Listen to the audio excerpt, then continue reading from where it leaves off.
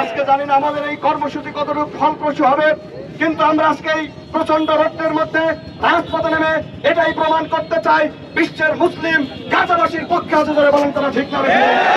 যদি আমাদের সামর্থ্য থাকে, যদি সুযোগ হয়, এই গাজাবাসীর জন্য আমরা বুকের তাজা রক্ত দিতে প্রস্তুত আছে ঠিক না।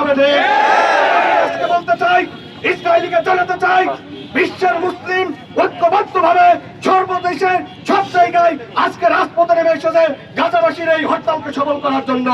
অতএব আজকের এই সমাবেশ থেকে আমি সেই সকল মুসলিম নেতাদের ধিক্কার জানাই যাদের সামর্থ্য থাকার পরেও, শক্তি থাকার পরেও গাজার পক্ষে এখনো সামরিক কোনো অবস্থান তারা নেয়নি।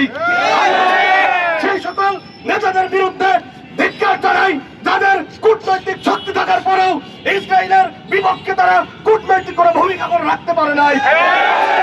বাংলাদেশের ঝিনাইদহ জেলা থেকে বলতে চাই, গাজাবাসীর জন্য এই ঝিনাইদহে আমরা রক্ত দেওয়ার জন্য প্রস্তুত আছি, আমরা শ্রম দেওয়ার জন্য প্রস্তুত আছি, গাজাবাসীর জন্য আমরা আমাদের সম্পদ দেওয়ার জন্য প্রস্তুত আছি।